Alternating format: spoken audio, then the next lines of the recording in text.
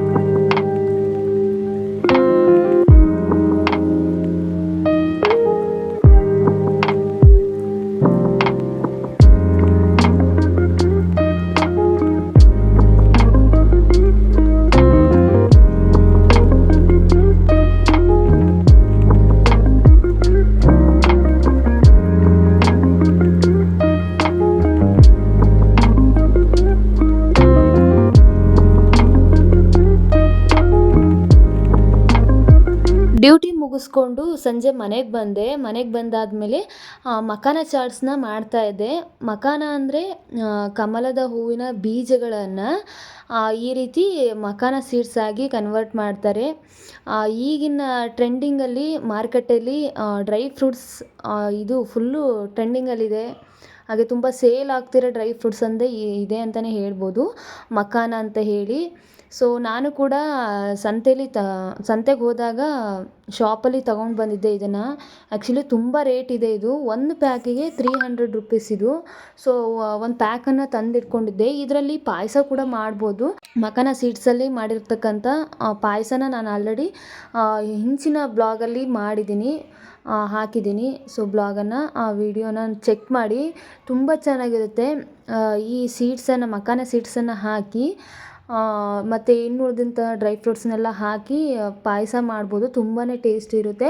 ಅದೇ ರೀತಿ ಇದರಲ್ಲಿ ಚಾಟ್ಸ್ ಕೂಡ ಮಾಡ್ಬೋದು, ಸ್ನ್ಯಾಕ್ಸ್ ಥರ ಸಂಜೆ ಟೈಮಲ್ಲಿ ತುಂಬಾ ಚೆನ್ನಾಗಿರುತ್ತೆ ಅಂತ ಹೇಳಿ ಮಾಡ್ತಾಯಿದ್ದೆ. ಇದಕ್ಕೆ ಇಂಗ್ರೀಡಿಯೆಂಟ್ಸ್ ಏನು ತುಂಬ ಅಷ್ಟೊಂದೇನು ಬೇಕಾಗಿಲ್ಲ.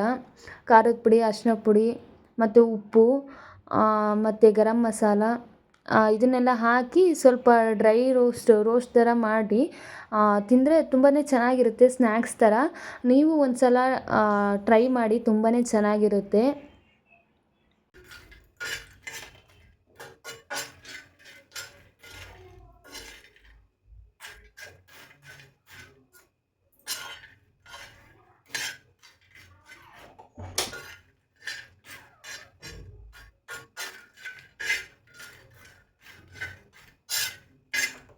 ಅದಾದಮೇಲೆ ನಮ್ಮಮ್ಮ ಸ್ಲಿಪ್ಪರ್ ತೊಗೋಬೇಕು, ಸಿಟಿಗೆ ಹೋಗೋಣ ಬಾ ಅಂತ ಹೇಳ್ತು. ಹಾಗಾಗಿ ನಾನು ಮತ್ತು ನಮ್ಮಮ್ಮ ಸಿಟಿಗೆ ಬಂದಿದ್ವಿ ಸ್ಲಿಪ್ಪರ್ಸ್ನ ತೊಗೊಳ್ಳೋಣ ಅಂತ ಹೇಳಿ.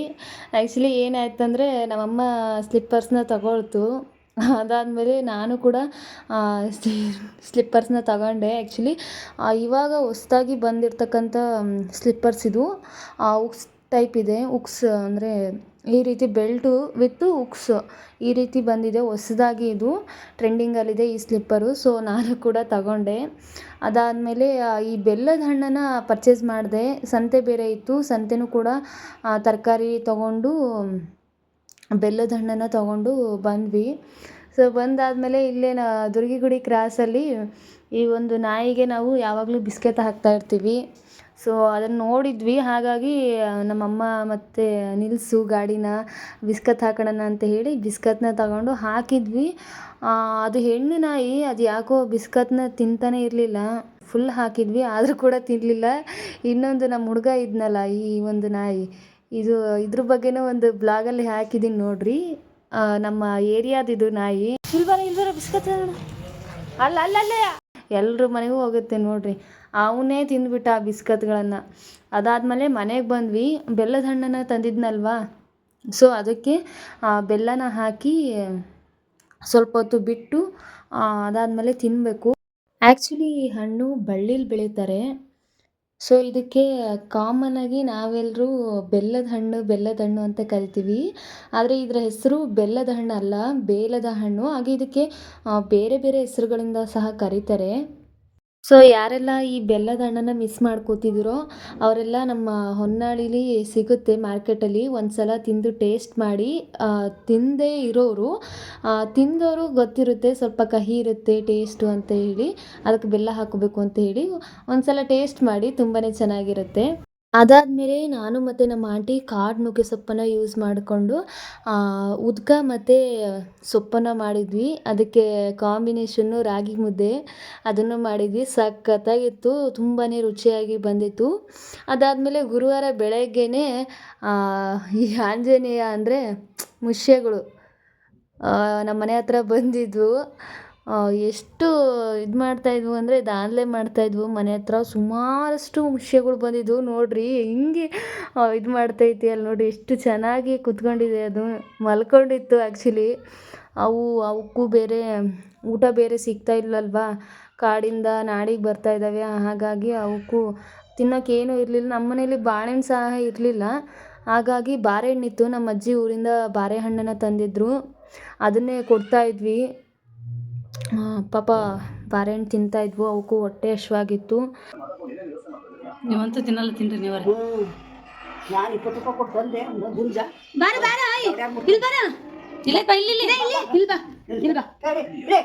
ತಿನ್ನೋದನ್ನ ತಗೊಳಕ್ಕೆ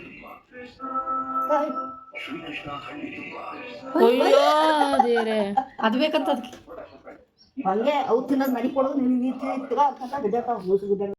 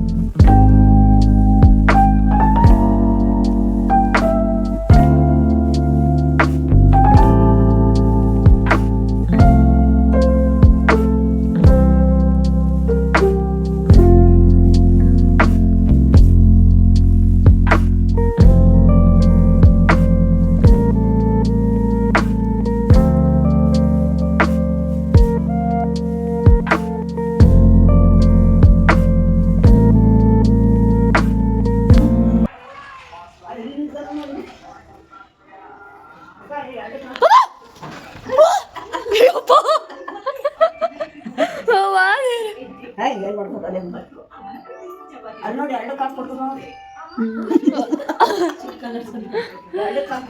ಹಾಂ ಬಾ ಹಾಂ. ಥ್ಯಾಂಕ್ಸ್ ಕೊಡ ಮರಿಯ.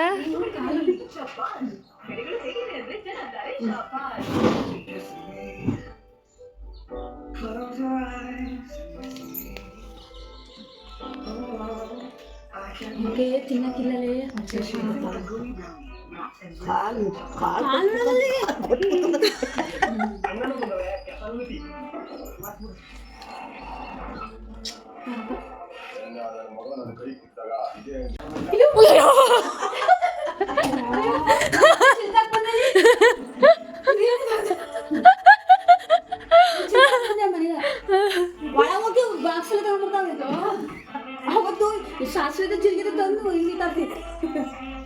ಅದಾದಮೇಲೆ ಡ್ಯೂಟಿ ಮುಗಿಸ್ಕೊಂಡು ಹೊನ್ನಾಳಿಗೆ ಬಂದೆ. ನನ್ನ ಸ್ಕೂಟಿದು ಫುಟ್ ರೋಸ್ಟು ಮುರಿದೋಗಿತ್ತು. ಸೈಡಿಗೆ ಹಾಕ್ತಾರಲ್ವ ಅದು, ಅದಕ್ಕೋಸ್ಕರ ಅದನ್ನು ಗ್ಯಾಸ್ ವೆಲ್ಡಿಂಗ್ ಮಾಡಿಸ್ಕೊಂಡು ಅದಕ್ಕೊಂದು 3 ನಟ್ಟನ್ನು ಹಾಕಿಸ್ಕೊಂಡು ಮನೆಗೆ ಬಂದೆ. ಸೊ ಇದಿಷ್ಟು ಈ ಬುಧವಾರ ಮತ್ತು ಗುರುವಾರದ ಬ್ಲಾಗಿನ ಕಥೆ ಆಗಿತ್ತು. ಈ ಬ್ಲಾಗ್ ನಿಮಗೆ ಇಷ್ಟ ಆಗಿದ್ದರೆ ಪ್ಲೀಸ್ ಲೈಕ್ ಮಾಡಿ, ಕಮೆಂಟ್ ಮಾಡಿ, ಶೇರ್ ಮಾಡಿ, ಹಾಗೆ ನನ್ನ ಚಾನಲ್ನ ಸಬ್ಸ್ಕ್ರೈಬ್ ಮಾಡಿ ಅಂತ ಹೇಳ್ತಾ ಮುಂದಿನ ಬ್ಲಾಗಲ್ಲಿ ಸಿಗ್ತೀನಿ. Until keep watching my YouTube channel. Tata bye all.